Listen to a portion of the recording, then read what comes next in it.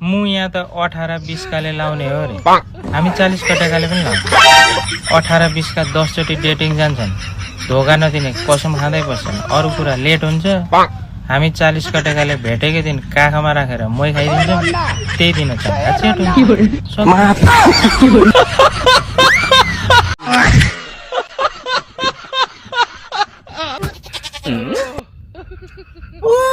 त्यो पारीको डाँडामा गएर आई लभ यु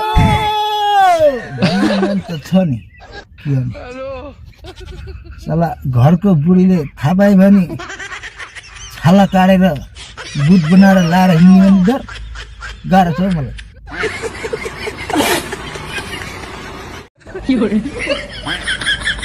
अन जस्तो सुकै समस्या परे पनि मैले समाधान गर्न जाने छु भन्छु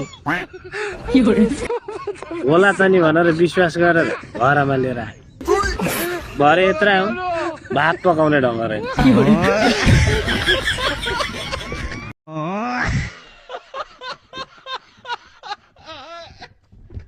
पहिला लप पर्दा एउटा केटीलाई मैले चिठी लेखेको थिएँ कि प्रिय तिमीलाई भेट्न मेरो मन साह्रै नै पोलिरहेको छ आठा भनेर लेखेको थिएँ कि केटीले रिप्लाईमा के लेखेको रहेछ प्रिय मैले बुझेँ तिम्रो मनको भाउ भेट्छ भने घरमै आऊ अरे फेरि चट्टै रिप्लाई दिइहाल्यो प्रिय बुझेर आउनु छ नि तिम्रो मनको भाउ तर दैलोमा हुन्छ तिम्रो बाउ भनेर लेख्दै थिएँ उताबाट केटीले के रिप्लाई दिए प्रिय खाने मुखले जुङ्गाले छेक्दैन तिमी नडराइकन भित्र आऊ मेरो बाउले आँखै देख्दैन।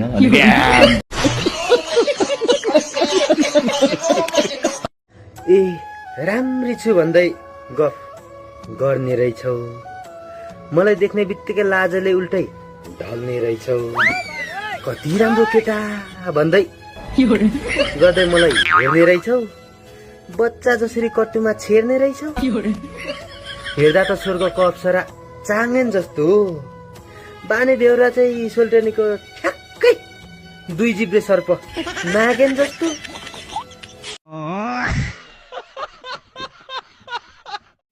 मेरो कविताको शीर्षक छ म राणै छु।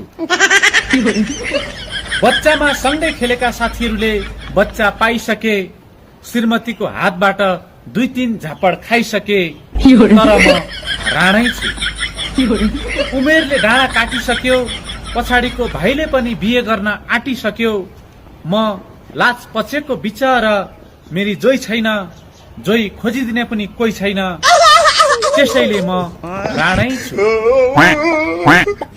मेरो काम गर्ने ढङ्ग छैन रे बिहे गर्नलाई एक अङ्ग छैन रे सबैले जोइ नपाया राणो भन्छन् म सुन्न सक्दैन च्वाक केटी भेट्दा पनि आई लभ यु भन्न सक्दैन त्यसैले म राणै छु। जिउडाल हेर कति राम्रो छु मान्छे पनि हरिब छु हुन त म मुखियाको भान्जा हुँ तर गरिब छु। कसैले भन्छन् बिहे गर्नलाई लोन गर ऋण हुने कि म नजर आउँछ छोरी दिनेले फोन गर म राणै छु केटीबाट टाढै छु।